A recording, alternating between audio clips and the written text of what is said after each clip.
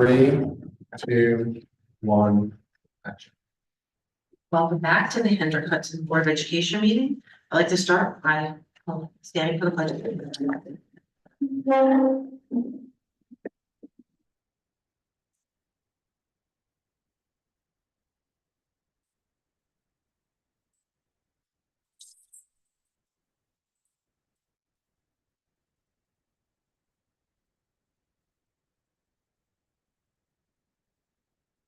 Start with Mr. Trombley tonight. Can you approve the agenda, please?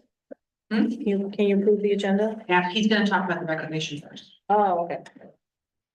So good evening, everyone. Sorry, we're a little late coming from our executive session. As it's becoming a tradition and also to celebrate some of the good things that are going on in the district, the board has also identified in our strategic plan that we want to take time when we gather to celebrate students, staff, and our community's good events. We have been doing a student recognition portion of each meeting. This evening, we had to reschedule that due to the student being unable to attend, but we will reschedule that, and we wish the student well, and we look forward to celebrating the student at a later date. That moves us on to our agenda. Do I have a motion to approve the agenda as stated? Motion to approve. Second. All in favor? Are there any audience comments on non-agenda items tonight? There are not. Okay. That moves us to the consent agenda. Does anyone have anything they'd like to remove from the consent agenda this evening? No? Okay, can I have a motion to approve the consent agenda? Motion. Second. All in favor? That moves us to audience comments on agenda items. We do. Christine, can you get it?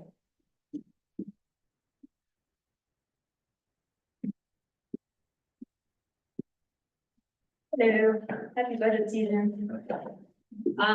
Few questions. I've reviewed the PowerPoint that y'all posted, and I know that they're not going to get all answered tonight, just questions for general as you go through all the next few months of conversation. I still would like to know how you are planning to assess the impact of the current elementary structure, not just on the 3 numbers that you provided in a recent meeting. But we do have a dwindling cessation fund and fund balance, and if this is working, great, but if not, we should know, especially financially. But that's something that I'm curious about, generally speaking, how it's impacting our students. In the initial budget development questions, you asked if we are providing an equitable education from building to building. I'd love to know what you think is needed for an equitable education to be provided. What your success criteria is and how you are going to assess that. And when and how does teacher voice come into that process? You also asked if we are providing a safe environment with regard to maintaining facilities. And based on the alarming reports that I saw from Westchester County Food Services, 3 of 4 of our cafeterias have a plethora of violations. So I'm guessing the answer to that is no. And is that work included in the bond? And what are we going to be doing in the meantime? You proposed 2 different budget projections based on how much of the fund balance we use. I know these are very initial, but it doesn't really show what that means for our future. So I am curious, if we do spend that estimated $7.45 million to keep our taxes down to 4.2%, what would that leave us with, and how does that impact our future? If we do that, because we continue to keep our taxes low with the looming future ahead, if we do that this year, will we have to pay significantly more next year? And would it be better to have a gradual increase rather than be slammed one year when we're desperate?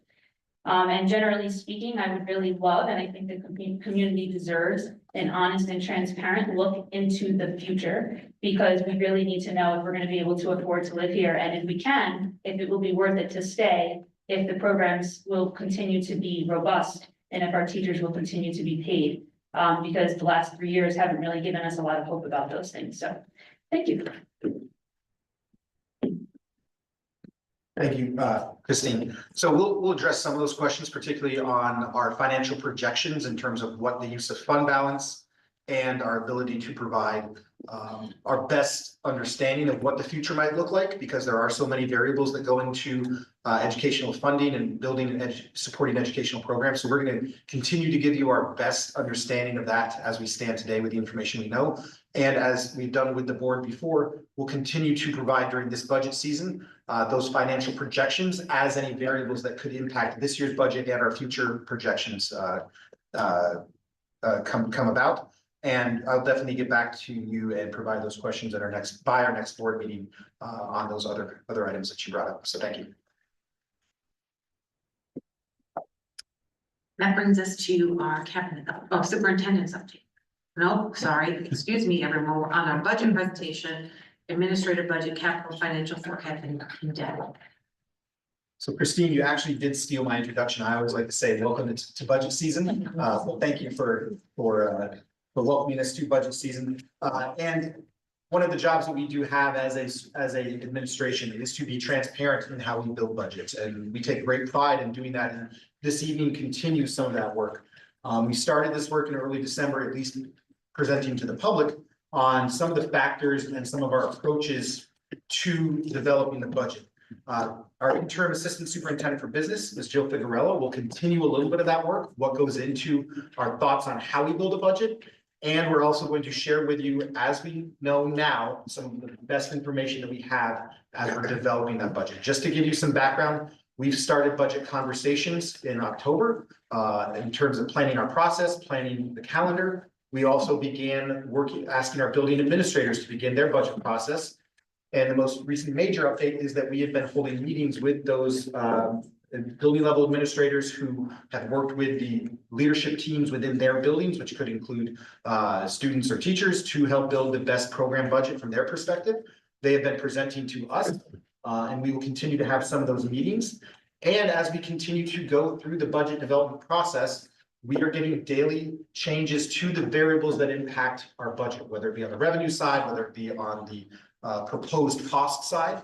Keeping in mind at the end, the transparency is what we're doing right now, that the transparency in our best guess at what we need to spend in all areas of our school system. But at the end, our school community, the board will adopt, and our school community will vote on a spending amount based upon our best guess on where we need to spend that money. And so we continue that work this evening. So I will turn it over to Ms. Figueroa for her presentation. Good evening. I'm going to do this from my seat. Sorry. I'm going to do this from my seat. Technically can't see the board, so I'm going to be looking down in my apologies. Okay, so tonight I just want to go over some of the presentation objectives as we're going to work through each of the slides. So we, excuse me. As we prepared for the budget, we discussed anticipated challenges, opportunities, and financial trends that'll influence the budget overall. We'll share preliminary factors impacting the tax cap calculation. We'll present the proposed budget for the Office of the Superintendent, for the business, finance, benefits, and capital functions tonight. We'll review long-term financial projections based on current information, and we'll solicit the board to give us their guidance on what they feel are their priorities, parameters, and areas of budget that they'd like to see us, address as we work through the budget. So some of the initial questions that I need to, and we need to as a team ask are, is to look at preliminary financial recommendations based on what do we know right now? What do we know for expenses? What do we know for revenues? That's the first place we begin, because there are a lot of variables, and there's variables that change throughout the process. We take a look at our prior fiscal year. Where did we end up? Are we meeting budgetary expectations? Do we have any unpredictable expenses that we have to address based on last year's outcomes? And are we taking those into consideration this year before we start the process? Are we providing equitable education from building to building that aligns with our curriculum and our district's mission and vision? And are we looking at our environment throughout the school district with regard to security and maintaining our facilities? And again, are we providing the staff development and training for all, meaning not just teachers, all staff? We have monitors, we have bus drivers, we have all walks of life that run the school district. And we need to make sure that all of them are getting proper training and who come face to face with students every day. So before we even start with numbers, I have to think about who are our stakeholders, understand this culture of this district, especially me, I'm new here. And I think in every district, that culture can be different. State aid, what do we know when we start crunching the numbers? Well, right now, we know nothing about state aid too much. We know that last year's numbers are probably going to be the starting point. We'll have more information on that. I believe January 14th, there'll be a state of the state address. So I put the 15th there. Obviously, we'll have to take a look at what they're presenting, and that will just be preliminary as well. Those state aid figures do not become final until just before we vote for the budget. So sometime in April, when the deadline comes to adopt the budget, we'll know more of that, but I mean, we need to know way before that, but they can change right up until that point, so those variables can vary. Tax cap, for this district, there are 9 elements, and I say that because some districts have pilots, some don't. So those are things that we have to take into consideration when we do that calculation. We're still waiting on our building aid and our pilot information right now. So when I solidify those 2 numbers, we will be able to have what we call the allowable tax cap information for us. Spending trends, what budget codes did we have to exceed last year or the current year, right? Because we're looking at this year, but I'm also looking back at last year because this year, I only know what we know as of today. We still have the whole 6 months of spending left. And you know, if the only year that's final is last year, so I have to go from there. And we look at the current year, what have we spent year to date? Did we have any revenue shortfalls? Are we following policies? Are we making sure that we're adhering to the board policies when we're planning our budget? Mandates, there's plenty of them.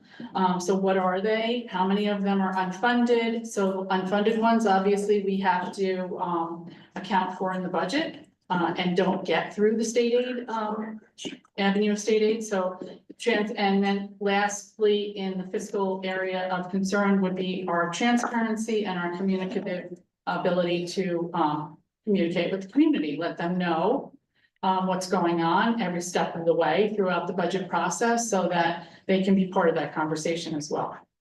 Some of our systemic needs, what is going on with the housing market? That's something, you know, we have to think about when we're talking about tax cap and use of fund balance. What are our values increasing, decreasing? What is the rate of inflation? Because part of the tax cap calculation is allowing us to use the CPI, but the CPI, as we all know, is not 2%. Not currently anyway. And if it's below 2%, we don't get to go to 2%. But if it's above 2%, we only get to go to 2%. So there's, you know, I think that's an important message for people is that at that point, we need to make that up in another way. So who makes up our school population? Do we have additional special education needs this year? Do we have additional ENL needs this year? What are our student scores? What is the wealth and income within the borders of our district? These are all factors we need to take into consideration. So here are some of the major budget drivers for 25-26. We have our healthcare premiums that are part of our bargaining unit contracts for all employees, increasing 5%. Well, I got some good news yesterday afternoon late, that increase is going to be 3.9%. So I'm happy to say that that's one of the lower percentage over the last couple of years. So that we're part of the consortium. Healthcare comes through to the district. We participate with 14 other school districts with our BOCES. So off of that 600,000, probably about $100,000 less. Jill, I'm taking a breath and I apologize. I should have done this before. Just for procedure here, Jill's going to give us a lot of information. We normally will have shorter budget presentations, but Jill's going to give us a lot of information tonight.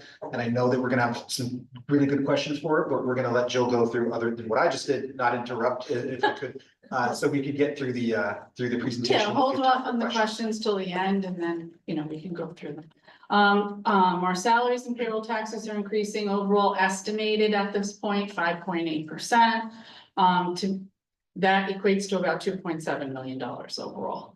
Our pension costs, non-teaching, we're looking at a 1.3% increase, which equates to about $171,000 more in the budget. Teaching salaries, pension is actually decreasing, but we have to remember that from year to year, our salaries increase, right? So it still means that even applying a lesser percentage can cause an increase overall. So we're only looking at a very small increase there, $12,000. Capital upkeep, we have to remember unplanned replacement of vehicles, machinery, capital equipment throughout the district that can cause high, impact to the budget on expensive items that are not, that are unplanned. And students obviously can be impacted by that. Our debt is increasing this year, 19.8%, but you're talking about a $3 million bill against a $100 million budget. So of course, it looks like a big increase. We're retiring debt. It'll decrease that about $350,000 next year, and that'll be lowered to about 8.4%. Cessation fund revenues, those are the mitigation funds for anybody who's listening that doesn't know. Mitigation funds being received for the elimination of the electric generation facility.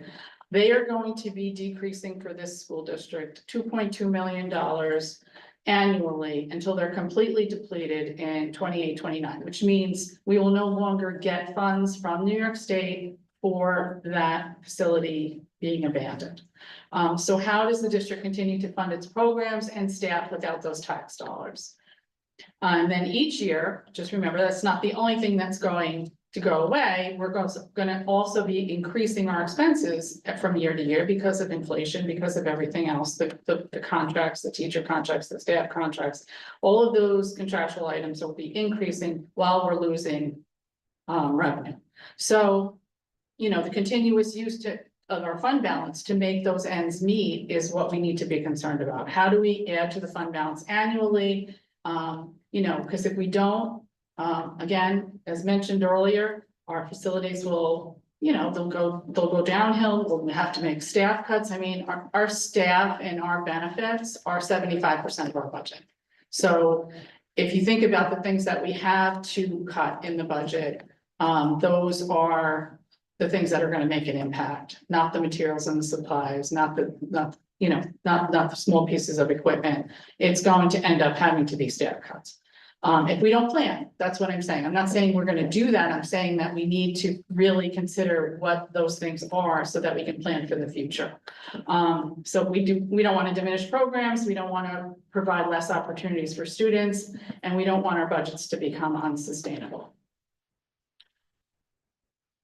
These are a few more budget drivers for 25-26. We have right now, as it is, we think we're going to have out of district student tuitions around the same amount that we have currently, which is about $2.5 million of revenue coming in every year. Our interest is expected to increase. We've been using some new investment instruments and we see that increasing. Our Westchester County sales tax is going up. I guess that means people are spending more money. Loss of tax revenue, again, due to the cessation funding going down, and again, use of the fund balance to close the gap between expenses and revenues. So these are some of the changes, I'll just go over them briefly, that we've done and we've made to the budget this year.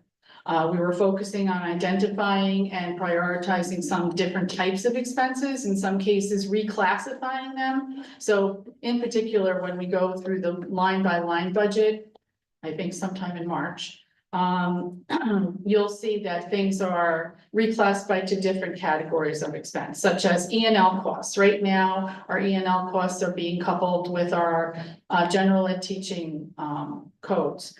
They're going to be broken out. The state requires them to be broken out, so we're going to start doing that.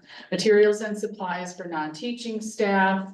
In other words, right now, the way the budget was structured, we were using the budget lines for teachers, supplies and materials for the offices. The office equipment, not equipment, supplies and materials were being taken from that same line. So this will break it out more and just give us some more definition within the budget. Reimbursable staff expenses by department. Currently in the budget, they're all budgeted on one line within the benefit category. We're gonna have each department and building represent their travel, mileage, meal reimbursement, whatever's in their contract for those types of expenses to be in their individual budgets. Centralized copier expense added to the technology budget. In the past, we have had all of the copiers and equipment that's related to each building and department within their budget. We are now going to be getting those services through an installment purchase agreement that we have with BOCES, which will bring us in some additional aid. So that will be within the technology budget, and Puneetha will talk more about that when she goes through her budget.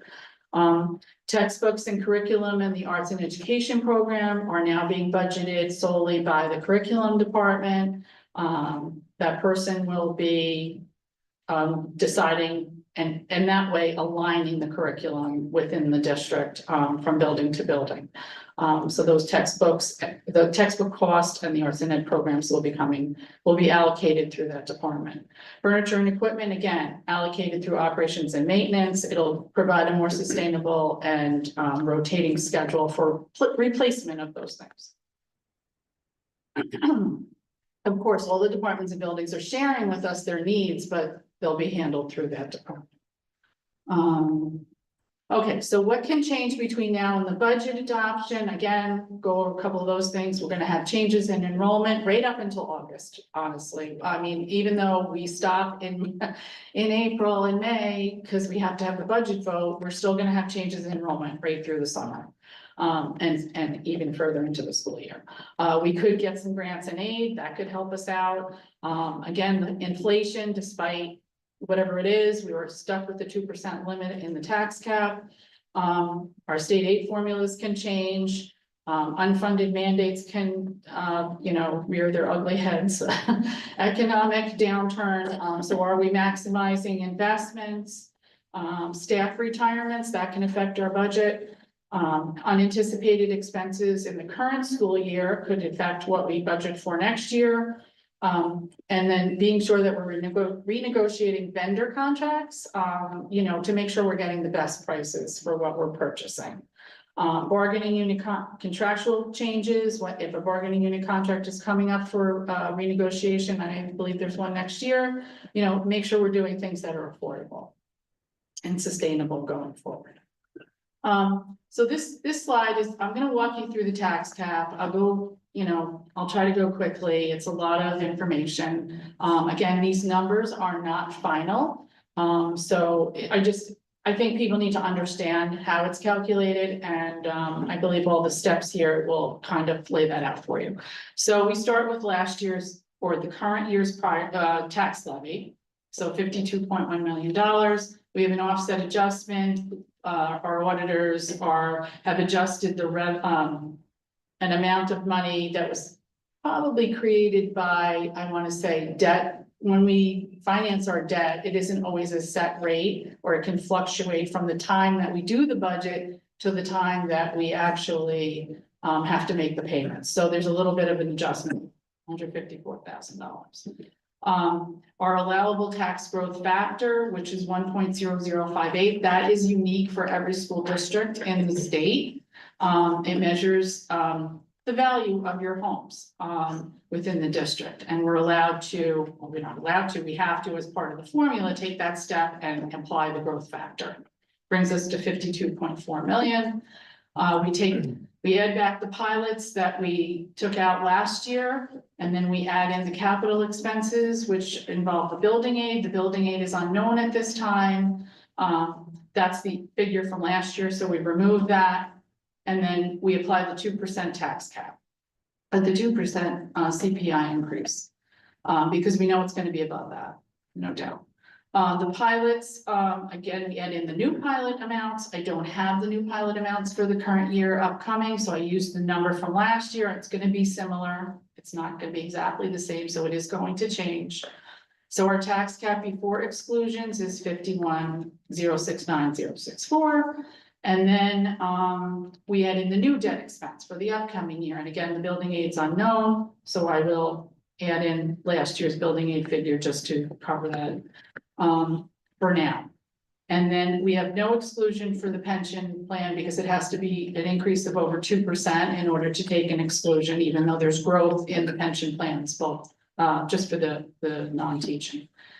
So it brings us to a assumed number at this point of 54,298,472. So if everything were to be exactly as I have it on here, that's what our tax cap, our allowable tax cap would be.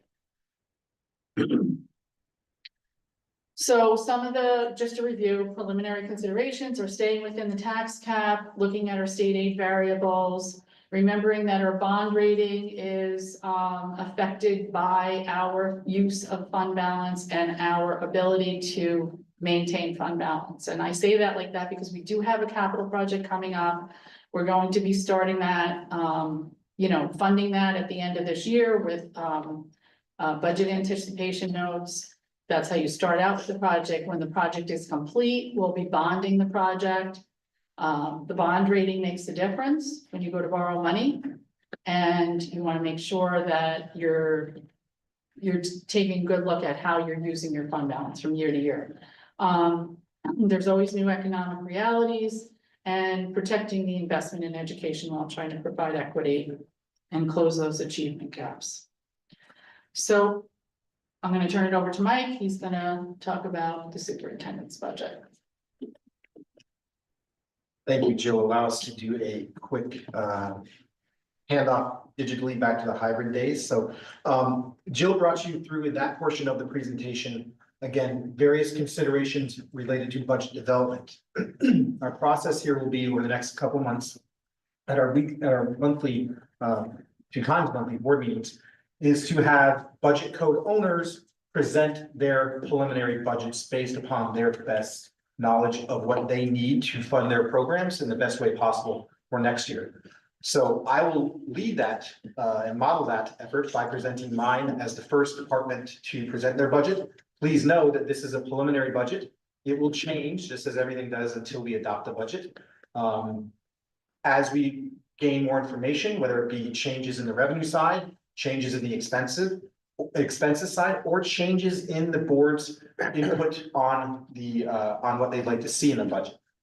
So excuse me for 1 second, I'm a presenter in this, but I'm also a viewer, so we can do this from our seats here. So in terms of my superintendent's budget, what we will do, I'll use how you will see the departments presenting their budget as well. We will provide you with the account code. That's a general accounting code. If you want to nerd out, you can learn to read what code it is by its number. We'll help the board do that on our line-by-line budget day of shared fund. We'll give you what the topic of the code is. We'll give you an explanation of some of the anticipated expenditures or previous expenditures that occur within that code. We'll give you the actual cost of the 23-24 budget. We'll give you what we anticipated in our budget request last year, and we'll give you the year-to-date as best known as close to when the individual code owner presents. We'll give you the proposed budget and the change and any major reasons why we feel that change was there. So you'll see that we have a major increase in my 1010-490 BOCES code that deals with services such as board docs. We have heard feedback from our community that board docs is not user-friendly on that side. So we're looking at a more user-friendly tool called, it's a board docs tool called Diligent Community. And we're proposing that we make the switch to that product, which will allow for easy accessibility and translation options. We also, we want to make sure that we, I believe that we have a tool in there that will also help engage in community engagement and feedback, which is Thought Exchange, which we'll demonstrate a little bit tonight. If we go to the next slide, you'll see continuing on of the board and superintendent's codes, you'll see a large increase in the 106400 code. It is best practice for us, a budget vote costs money. It costs money to rent the machines, to notice, to also pay the election workers. We, in the past, the district had only budgeted for one vote. If the district needed, for whatever reason, to have a second vote, there were not funds allocated specifically for that. The district would have to take from existing funds to cover that. So we are recommending, and it is best practice that you plan for an anticipated second vote, and that would increase that code by some funding there. And then if you look into the contractual code out of the superintendent's office, in my contract, the board does provide reimbursement for tuition for me, and that is why it's captured, that is captured in this budget line there. If we continue on with the superintendent and board's budget, you'll see that we have a decrease in the BOCES code for the superintendent and an increase in the Keenan Bean, our legal counsel, represented by, I believe that is just an increase in what we look back on usage to say that we want to make sure we budgeted for what we were actually spending on. And you'll see that it is a total increase from year to year proposed of $91,000. So that is how that's the superintendent and board's budget, but that's also how you will see the budget code owners present their proposed budgets to you as well. And then I'll turn it back over to Jill so she can present her budget. Right, so I'm gonna give you an overview of our department budget as well. There aren't too many fluctuations in this budget throughout, but we'll touch on each one of them. The auditing and financial contractual, very slight increase of $2,000. As you can see there, and you can look in the presentation what that is spent on. Our administrative contractual is going up slightly. That can fluctuate. We have money in there for additional lawsuits or tax certiorari's in the district. Those are refunds of property tax in case that occurs. Our health and welfare services that we pay other non-public schools have increased slightly too. So $11,000 increase there. Materials and supplies that are strictly for the business office. They supplement. We do supplement the materials and supplies district-wide, and we do that. I put money there. There's always an ask for something later that someone didn't ask for when they were budgeting. So I usually put somewhat of a small cushion there, but again, it's only going up very slightly. That's the way it's been done in the past too. $1,700. The last bottom line there, administrative, capital, and security that we get through our BOCES contract. I think our BOCES contract is earmarked to go up between 3% and 4%, correct? So an additional $38,000 there. This line is our undistributed. The next one are employee benefits. That is our health insurance, our pension costs, our payroll taxes, our unemployment costs, our workers' comp, and our life insurance. So you're going to see a big increase there, $1.1 million. Bonds. Okay, this area of the budget has always been budgeted. I just want to bring this up on one line. So you can see in 23, 24, 24, 25, it has always been all on one line for the principal and interest for all the instruments that we have debt on, which is bonds, bond anticipation notes, energy performance contract, and other leases for network equipment. That line is, I broke it out, is how it should be. It's how we were supposed to report it to the state. I'm not saying that it wasn't done. It was broken out later when they reported to the state, but in the budget itself, it was represented like on one or two lines. So I felt that it should be broken out. So again, that is increasing $699,000. And I think I mentioned it earlier, it's going back down the following year. We have $350,000 dropping off of that debt schedule. Different instruments come due at different times. The interfund transfers, that's strictly for the extended school year program that we have in the district. The general operating budget has to cover 20% of the cost of that. So of course, the costs go up every year for that. So I put $100,000 in there, a little increase of $6,000. So overall, budget, within my purview of the budget is the big thing is the benefits and the debt. And right now, we're looking at almost a $2 million increase overall. If I could just, before Jill takes us through some financial projections. When we talk about transparency, again, the end budget result, the board adopts and the community votes on a total funding amount. The transparency is in the presentation and the discussion and the possible adjustments around these individual budget lines within the budget codes. So just an overall process.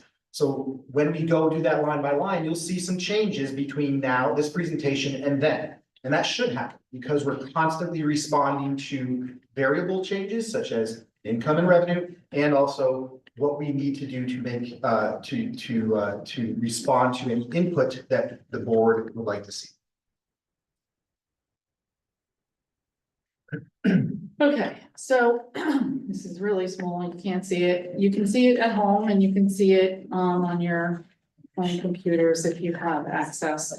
So on the next two slides, I'm just gonna go back and forth a little bit. I have two scenarios that they're built off of scenarios that you've seen before from former projections. So again, making assumptions. Our state aid, I have at a stagnant 15 million right now because I don't know what it is. Our BOCES aid, again, kept it pretty much in the same ballpark as what it was this current year. The tuitions I mentioned, the interest income I mentioned, the sales tax I mentioned, the interfund transfers, the pilots I left the same because I don't know what they are yet. And then there's the cessation fund money. So you can see the cessation fund money has decreased to $2 million. Again, this is just saying to everyone here, based on what we know right now, and to meet tax cap obligations or a tax increase kind of a flat from what we experienced last year, 4.12, I needed 4.20. Just to keep it at a round number right now, because we're missing information. We're looking at a tax levy increase of 2.2 million, which obviously would match the monies that were, so it's pretty flat, not missing, we're not missing any funding from last year, but that's assuming that some of these figures are what I think they're going to be. However, that's injecting $7.4 million fund balance. It's a lot of fund balance to be putting into the budget. It's my, I think, with this projection, you're not looking at information that you know enough about yet, right? So just know that that is one scenario. If we were to go with just to cover that $2 million that we're missing from the cessation money, that you'd have to inject $7.4 million to come up to the budget that we're projecting right now. On the bottom of that screen, you're gonna see the pilot and the cessation money. So that first line where it says reduction of pilot payment, that includes the money that we're getting from the cessation funds and the whole tech agreement for the pilot. So it's a combination of both. And then the percentage that we're at this year is 40%. I don't know if everyone knows, but from the first year that it started, we get reduction of 10% every year on the cessation amount that we get from the state. The whole tech piece of the pilot is going to be stagnant for the next 4 years. They'll be the same number. It was renegotiated in May of 2024, and that's $3.1 million. So this is, again, these are just projections as of today, and I wouldn't put a lot of weight into it. We're going to see a lot of changes before. So scenario 2, I thought was a little bit more realistic, unfortunately, with looking at a 7.1% increase in the tax levy. Because if the tax cap doesn't yield that for us, then you're talking about either going over the cap, or using more fund balance to make it work. So right now, this scenario has $5.9 million of fund balance in it. I wanted to give you an idea of using 5.9 versus 7. Where do we fall with a tax levy if that's Like, those are the situations that we're in. But again, the state aid, I fully expected to increase over the number that's there. I don't want to say too much because you never know when it's gonna come back, but, that would be my, assumption at this point, that will go up. It will help us out somewhat. And I think overall, we know we're losing 2.2 million in the cessation fund automatically. We also know that responsibly, we built money into our budget every year. We don't go to the penny. We make sure that we have some sort of a cushion in our budget. I mean, it's normal. Right now, I would say on a $97 million budget, a 2%, cushion built into a budget is not much to build in. And that would give you like 2.2 million plus another 2 million, safely saying that I think it would be responsible at this point to fall somewhere in between, maybe use $4 million worth of fund balance. Can we do it? I don't know. We have to, again, wait for the tax cap information, wait for the pilot information and the state aid information. It's really too early, but these are all things to think about when you're looking at these numbers or formulating questions that you have for me, because I think it will help you understand the entire process and the calculation of how we come up with those projections. And I'm gonna ask everybody if they have any questions at this point. Not yet? Oh, I'm not supposed to say that. Okay. So before we move on, I'm gonna lead the board through a couple protocols here. If we could go to the next slide, but before we move on, I want to thank Jill for her detailed approach in providing both a financial look, her budget, and then also some of the background and new considerations we have to give as we develop a proposed budget. So last year, I'm sorry, it was last year, last meeting that we discussed the budget, we asked the board for parameters, even though it's very early on and the board didn't even know many of the variables at that time that they wanted to see as we build the budget. And these parameters we will continue to live in until the board asks us to make a change or asks our advice on something that causes us to change. Because it's a relationship that we have now because it's the superintendent's budget built upon what we think is best for our students. The feedback that I receive from our teams, and then also it's the board eventually will have to adopt, so the board has to have a comfort with what they are adopting. These are the current parameters that you have given us to build the budget, and again, subject to change. So I'll just put those up for review. And then very quickly, we'll go to our current budget calendar, just so you know where we stand in terms of the timeline. That's on the next slide. I'm not going to insult your intelligence and read that. And then Jill, if we go to the next slide.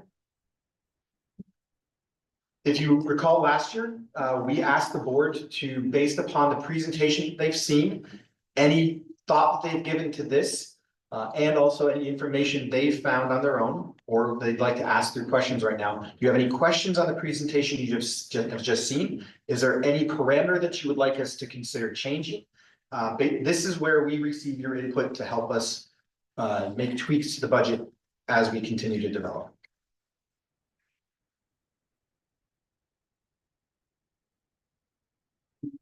Yes, this is where the next question. So,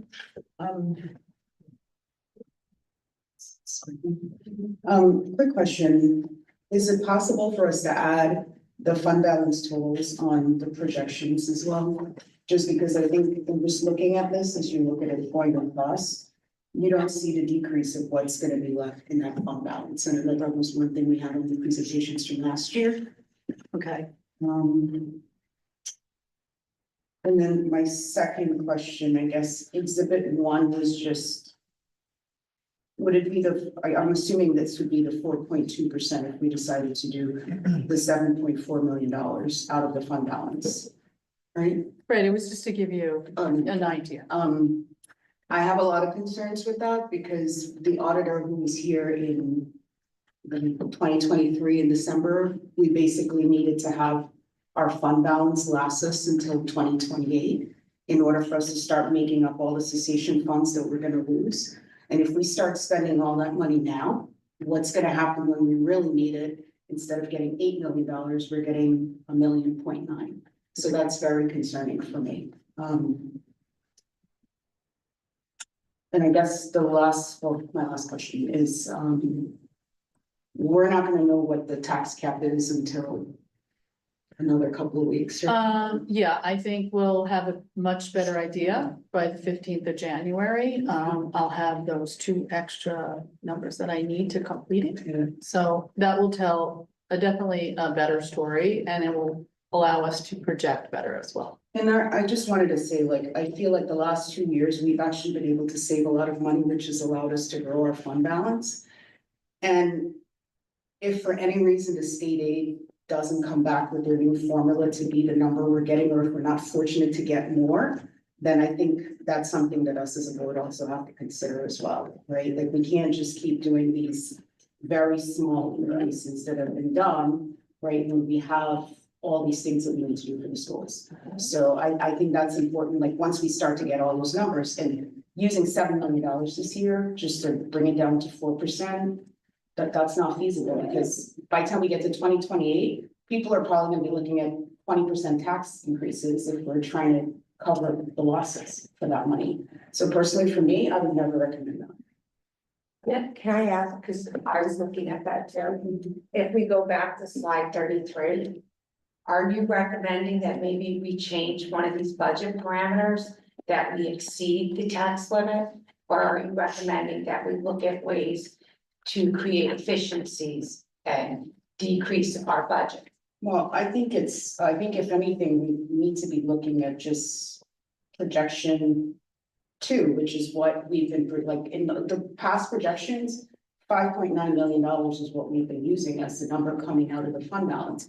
But the 2 years prior to that, we haven't been using that fund balance. We've been fortunate to get more money from state aid. But with all the new calculations now, what if we don't get that money from state aid?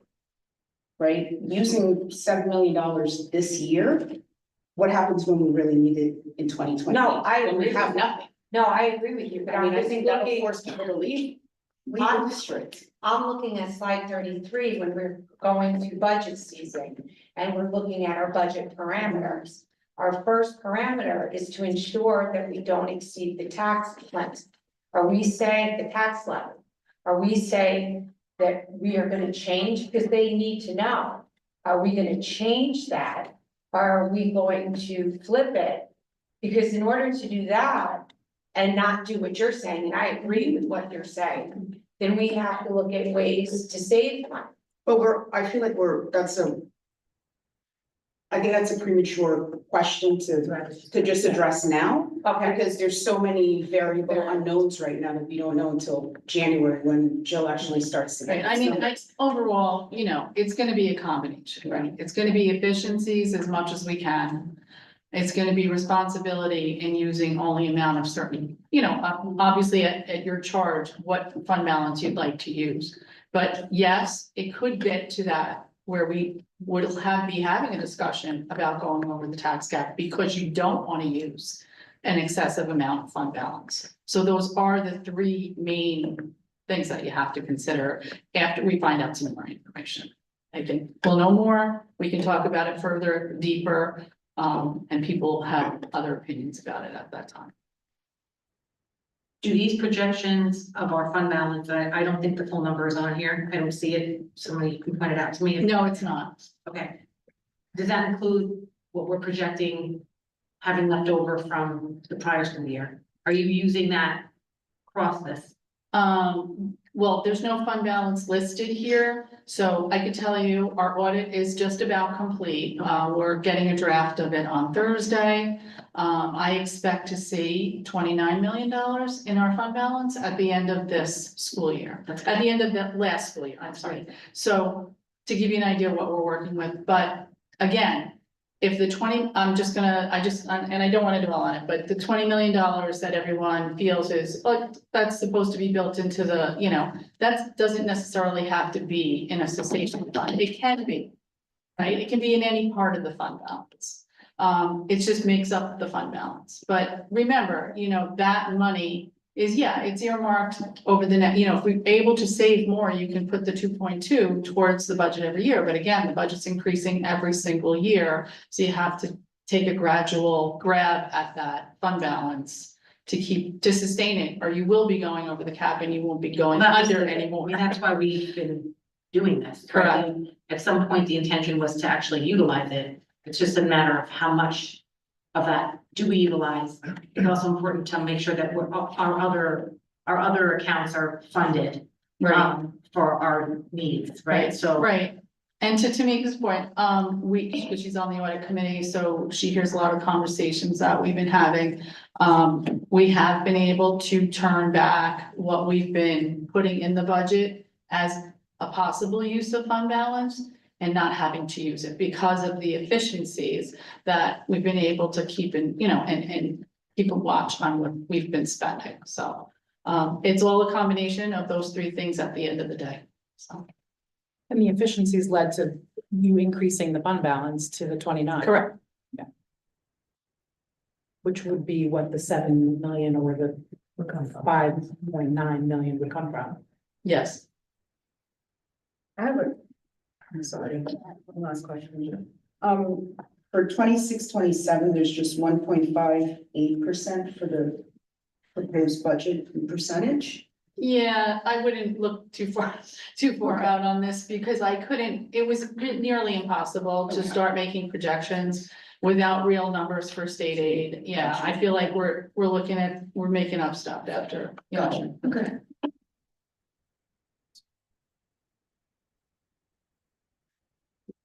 Any other questions or feedback?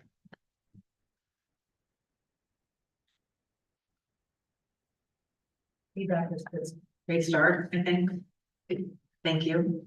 I just have one technical question of some clarity. You said before the bond rating will be affected by our use of the fund balance. Sure. Can you explain a little bit what you? Sure, so when we go out to borrow money for any purpose, and we are gonna be going out to borrow money to fund this capital project over the next 2 years, it's gonna be a 2-phase project so far, so.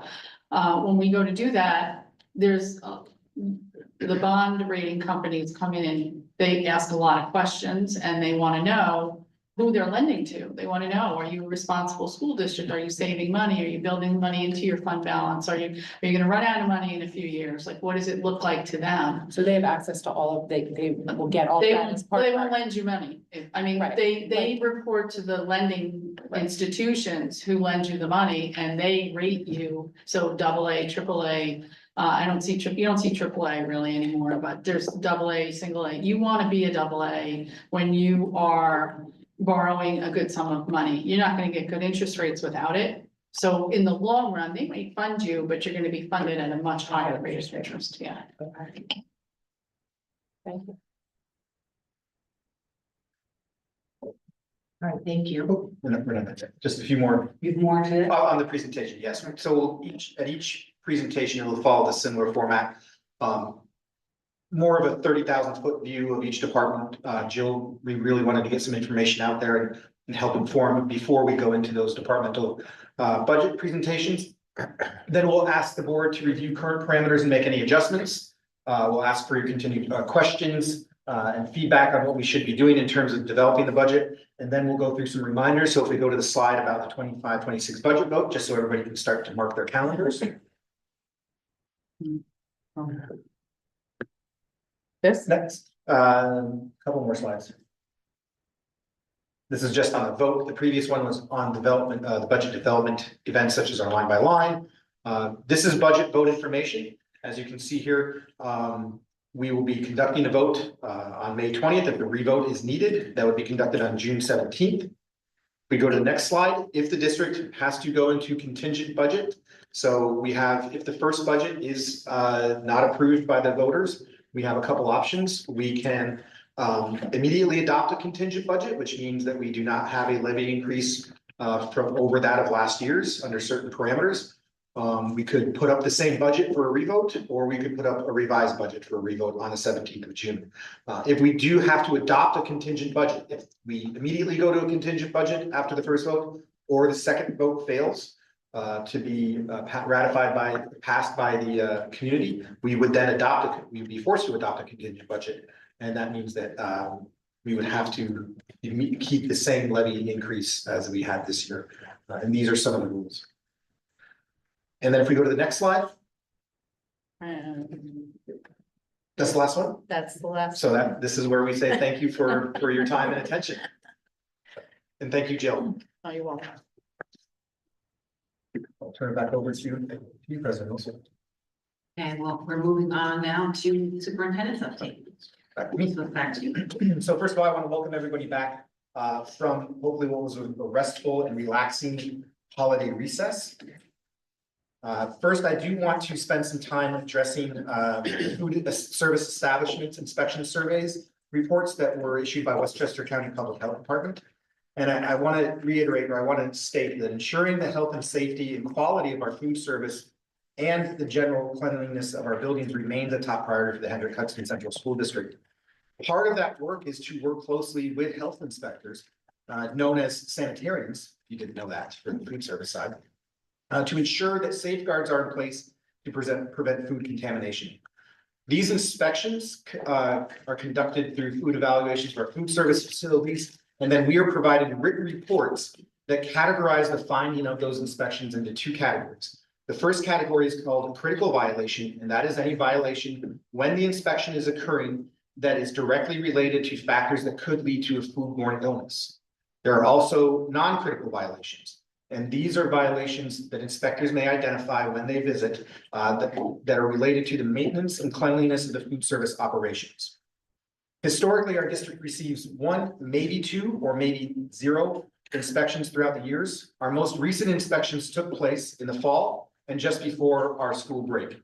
During these inspections, our food service staff, our custodial staff are present to address any findings and to partner with the inspectors on how they can continue to align to those regulations and that often update and actually can vary from inspector to inspector.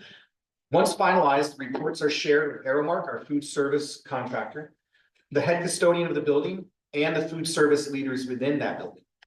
Even when a violation is corrected during the inspection, the sanitarian is required to document that according to the relevant code. The specific findings that become public facing, such as the one shared by a media outlet recently, do not include the detailed findings or information related to how they might have been addressed within that inspection. If you follow these exciting board meetings, you'll hear me regularly emphasize our commitment of the administration and staff to continuous improvement. Feedback from inspections such as these provides us with valuable insights in how we can do our jobs better. I'm confident that all issues raised in the most recent inspections have been thoroughly addressed. Just so everybody knows, no re-inspections were required. Re-inspection would be required if there was a serious concern that we were not addressing the situations that arose within an appropriate manner. All violations from the most recent inspections were addressed or resolved in a satisfactory manner before the inspection was completed. We have not yet received reports from for the high school and middle school of our recent inspections. However, we have received reports that I'm going to read into record tonight that highlight the specific findings and hopefully provide some clarity to the community on what was found specifically.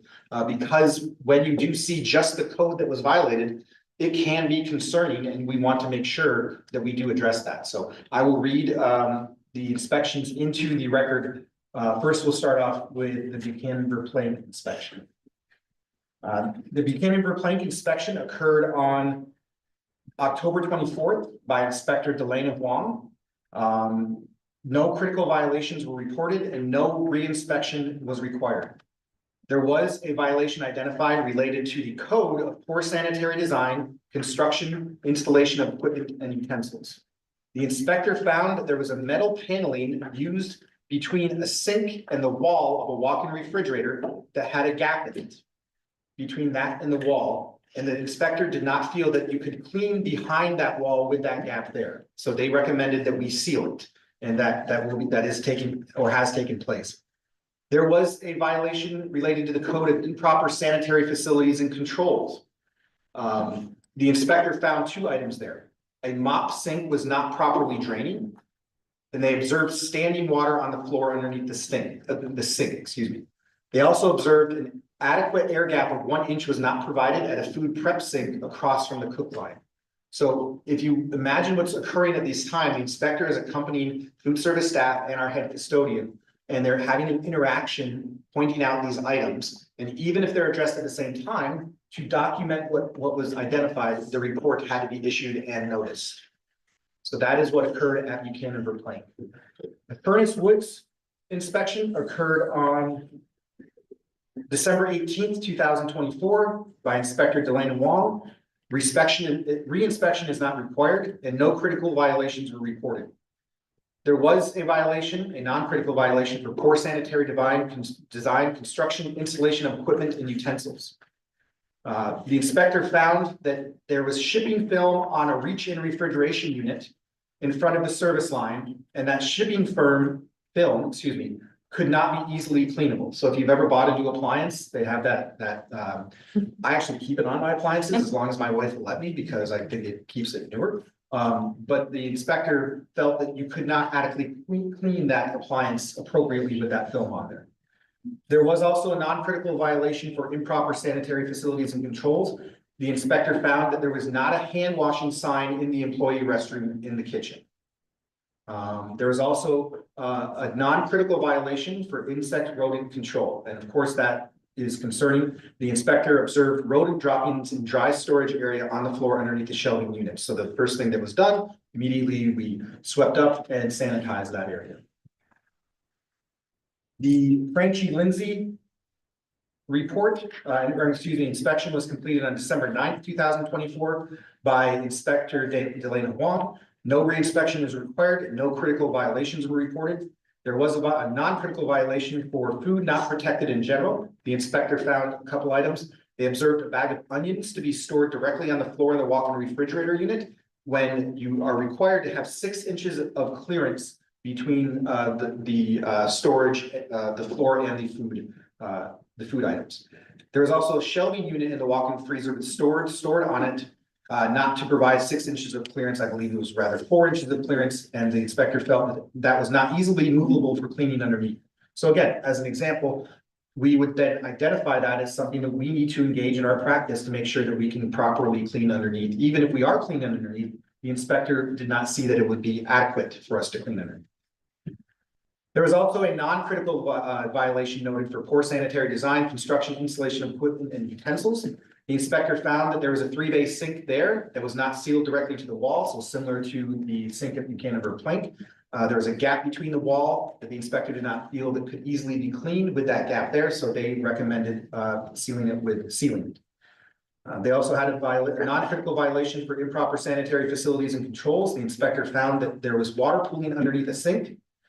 They interacted with the staff there, who reported that when the drain pipe overflows upon emptying into the 3-bay sink, the inspector noted that they discussed with the staff to coordinate with facility management to address the overflow issues.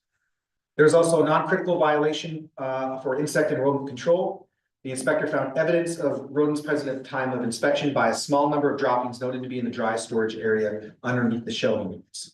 So as I said, we do not have, the reports from the high school and the middle school. However, the middle school on the public facing document that many people have read was noted to have the one critical violation. Remember, the critical violation deals to something that could potentially cause a foodborne illness. So the critical violation at the Blue Mountain Middle School, I believe it was a McRib day, which I don't know the non-McDonald's term for it, so I hope I don't infringe on copyright infringement, but I believe this is Rib sandwich. rib sandwich. There we go. Thank you. I've never had a rib sandwich, but when the sandwiches were pulled from the oven to the serving line, they were of proper temperature for service. So the inspector is there taking temperature monitoring. The inspector, my understanding was during this time is also training more inspectors. So they're going to be demonstrating to the new inspectors everything that they need to be aware of. When the food was removed from the oven for service, it was a proper temperature to be served. However, the application of the barbecue sauce did bring the temperature of the rib sandwiches down, and the inspector identified that that would be a critical violation because it could lead to a foodborne illness, but worked with the staff there and said you have 2 options to address this now and in the future. You can either heat up the rib sandwich with the barbecue sauce on it, or you can heat up the barbecue, reheat the items when you apply the barbecue sauce. So the inspector provided meeting guidance and the issue was resolved, but you still have to note it as the potential for, in the report. I'd like to emphasize that all of our food service staff are Safe Serve certified. Say that 3 times fast. Food service staff are Safe Serve certified, which is a nationally recognized program administered by the National Restaurant Association.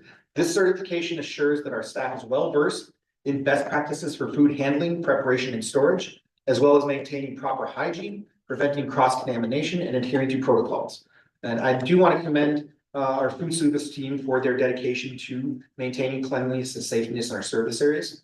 And additionally, we have extermination services on retainer for a service of at least twice a month. If we identify an issue, we will call them in for additional treatments. And in the food service areas, part of the inspection is the inspector will look at logs to ensure that extermination takes place in any food service facility in order to keep rodents and pests out. On Monday, I met with our food service director and director of facilities to review these inspection reports. Many of them were received over the break. To discuss proactive measures already in place and to prevent future issues. Such items as gaps in the sink and in the wall were present in previous year inspections, but were not cited. And this was the first time they were identified as a violation that we should address. I appreciate the leadership shown by both our food service director and director of facilities in ensuring that our students, staff, and faculties remain safe. And we reiterated a commitment to continue to monitor these areas closely to uphold the standards of food service. As an action item, I had mentioned to the board in the past that I plan on implementing or reinstating a health and wellness committee. This committee would be established not only to meet New York State education requirements, and it would also be supported locally by Board Policy 4510. This should have been following along. It has not been updated since 2016 and needs to be, as the 2016 version in the policy manual aligns to regulations from 2008 guidelines, and those guidelines were updated in 2010. This committee would serve a different purpose than our established safety committee. New York State establishes that all districts must have a health and wellness committee that meets at least 4 times a year to oversee and establish school goals for school health and safety programs. The committee's membership will include parents, students, instructors, health professionals, school administrators, community resources. In previous districts, we've had our insurance agent, our district's insurance agent represented, first responders, because this will be a committee that will not only be made aware of any injury reports and review injury reports that are submitted. They'll also review fire inspection reports. And one major thing from fire inspection is adhering to fire regulations, such as not having excessive paper on walls, which is tough in school districts to do. So having the input of groups such as fire and first responders is helpful on the committee. The committee will investigate and resolve health and safety complaints, such as those related to indoor air quality, faculty issues, and pest management. This committee also must inspect if there's any capital projects going on. They have to tour that facility to make sure that all the stakeholders are up to date on the conditions of that. And a related question was recently posed to me after these reports came out on how we refresh our cleaning supplies. Specifically those, once we do address an issue, how do we keep those supplies clean so we don't have cross-contamination? Again, our custodians are trained in measures such as that, but specifically when cleaning up a spill, we first use an absorbent to soak up the liquid. Afterwards, the spill is swept into a dustpan and disposed of in the area cleaned. For mopping floors, such as bathrooms and kitchens, mops or buckets are always filled with disinfectants designed to kill germs and bacteria. After use, we thoroughly wash our mops and hang them. If the mop starts to show signs of degradation, such as odor or fraying, it is replaced. They're not discarded after every use, but if they become degraded, they are replaced appropriately. Other cleaning items, such as dustpans and brooms, are washed and cleaned, particularly when they come into substances such as rodent droppings or vomit. So that is an update on the health inspection reports.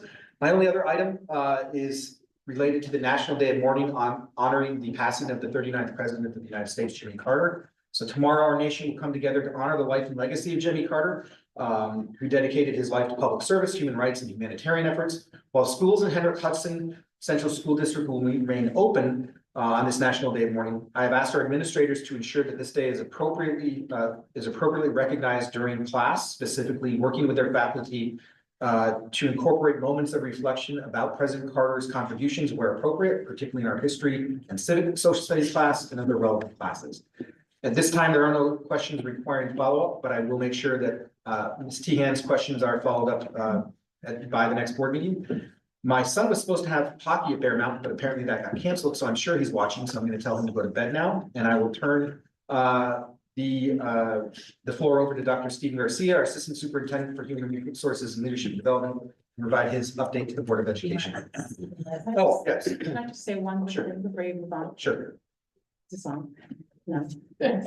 I just wanted to thank you. I know it's somewhat tedious to go through the health inspection reports and read them into the record, but as a parent in the district and, you know, a human being, it was very disconcerting to read, and I think a lot of us read it online. It was out of context, and we, you know, you have more information than most of us do. So for you to share that like immediately and not let people, you know, fear what was going on, it sounds like everything was very thoroughly addressed. So I just wanted to thank you for dealing with that quickly and for letting us know, because it certainly made me feel better.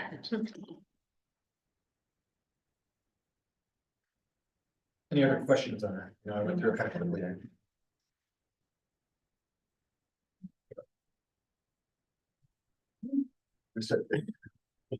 Happy New Year, everyone.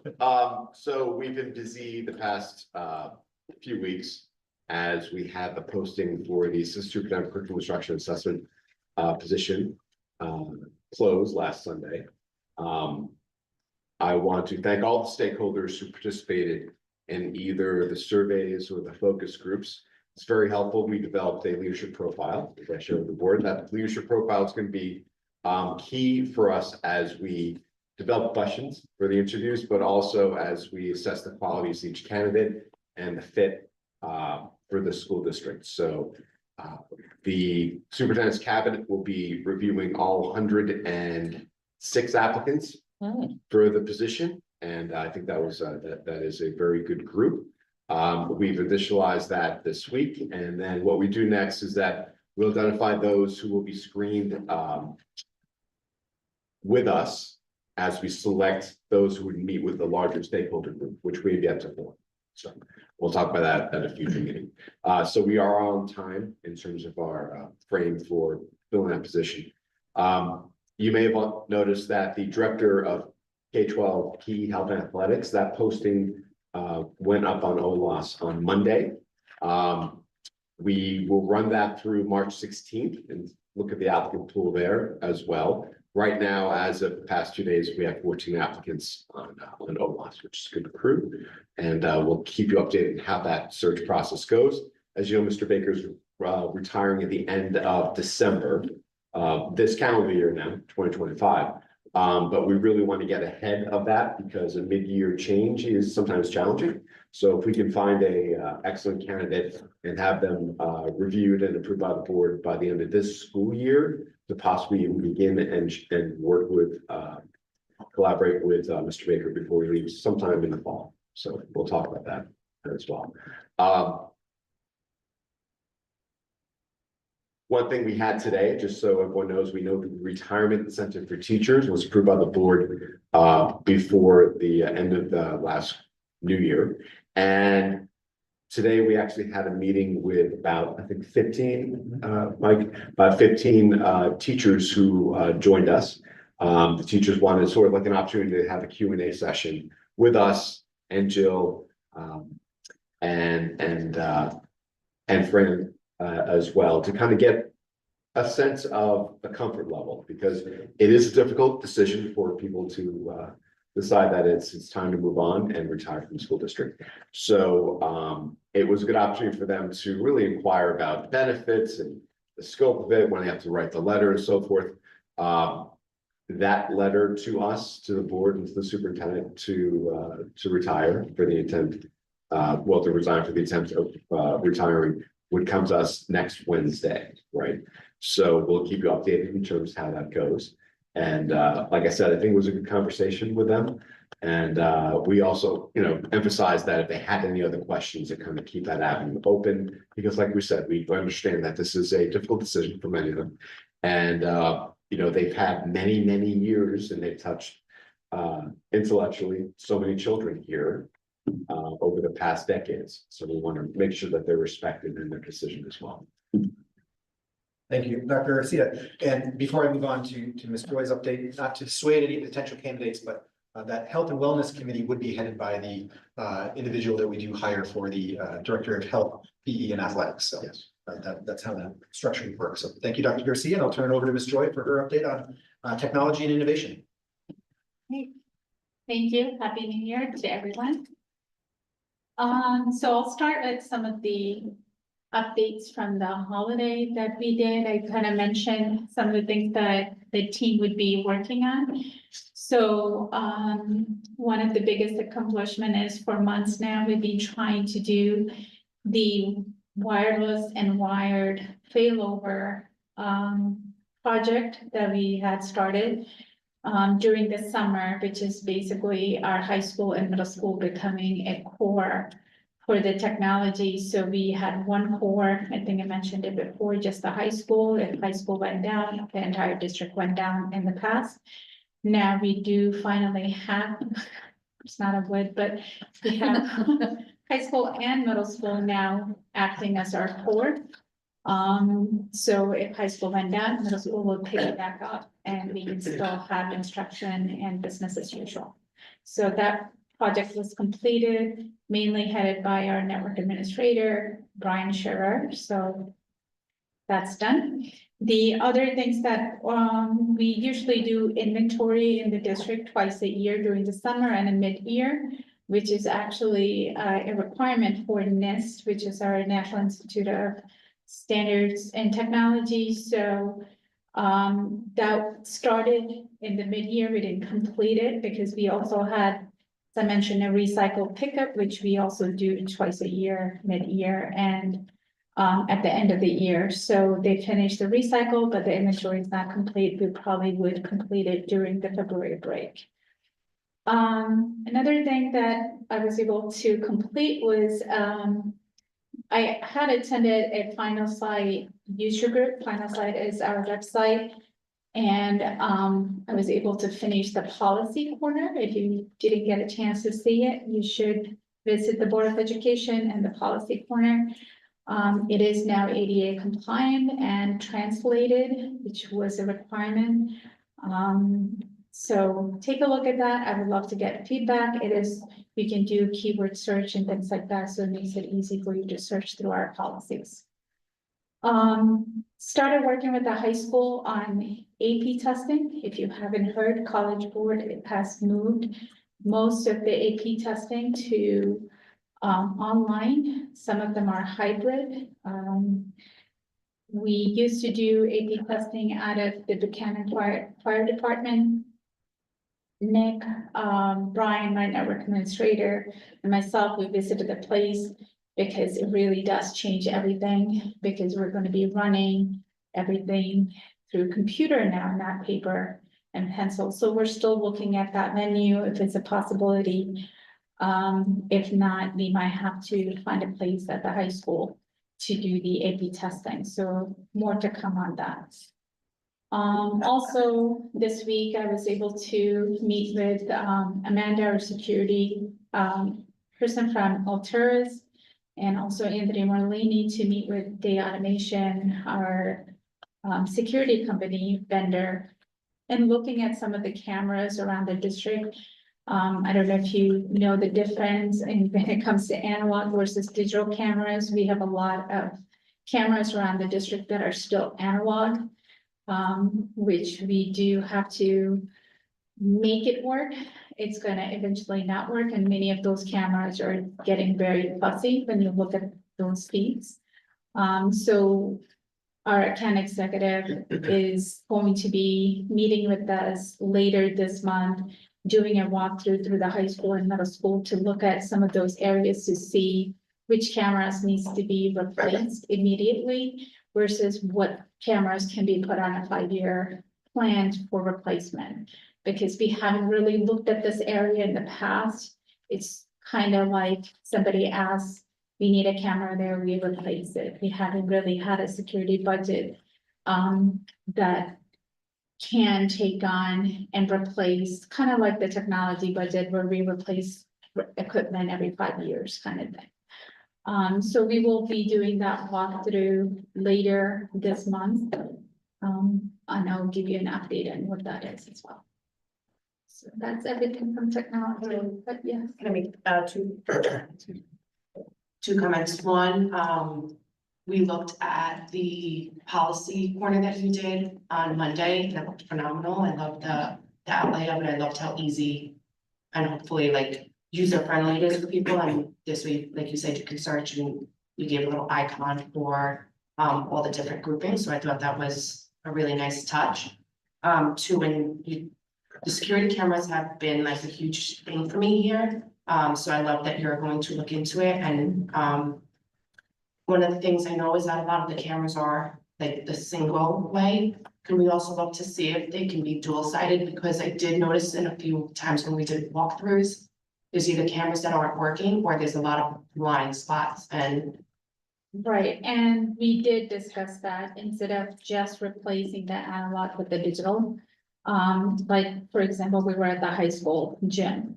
There's 4 cameras there, they're all analog cameras, but at the time, all they had was, they called like a bullet camera, Yeah. just straight out. So now they have like the 2-headed, 3-headed, 360 degrees, so you can actually put one camera up. It gives you, of course, it's more expensive, but it gives you a 360 view of the area. So that's what I kind of told the Ken, etc. Rather than just replacing analog with the digital, we want to look at what can we do, because it's also, you know, server, right? We replaced one of the NVR servers last year, but one of them is very old. I just kept it in place to do load balancing, so we might have to, you know, add another server. We also have to look at all of these cameras feed right back to our closet. Do we have enough ports on our switches, right? So it's not just replacing one-to-one, right? There's a lot that goes behind it. So that's why we're doing the walkthrough to find out are there areas that we have multiple cameras, but that can be replaced with one. So if I have 4 feeds going back into into her closet, they're very territorial there in our closet. Instead of having 4 ports used, maybe you can do it with one.